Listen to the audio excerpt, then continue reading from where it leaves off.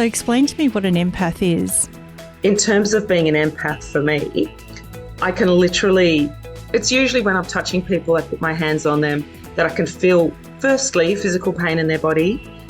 But then it also, if I'm with them long enough and, they allow me to sit there with them, I start to get things like, oh, you've got mother issues, you've got father issues, you've got abandonment issues.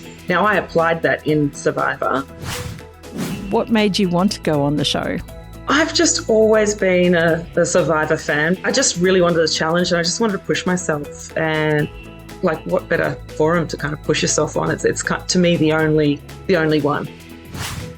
I feel like a real estate agent was always going to do well on Survivor because I think there's a lot of parallels. It's all about politics and strategy and managing human beings and trying to get, win-win situations. So you're just completely managing expectations and definitely playing for the long game, but keeping people on side.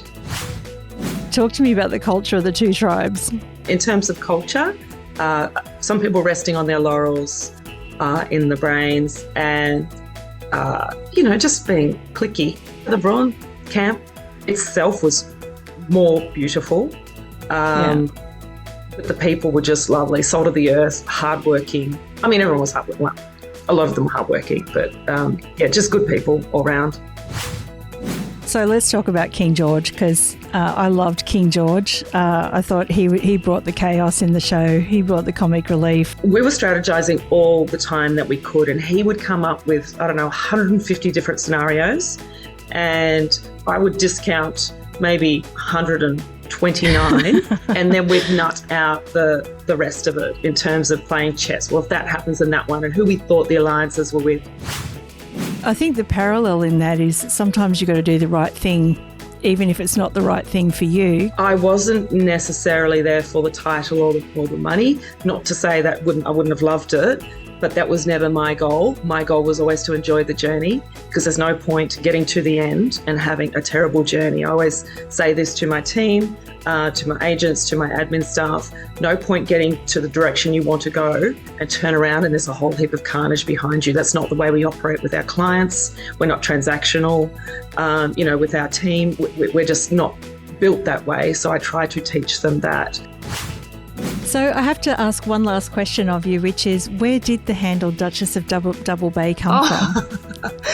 It came from George very early on in the show, very early on, and everybody was calling me it.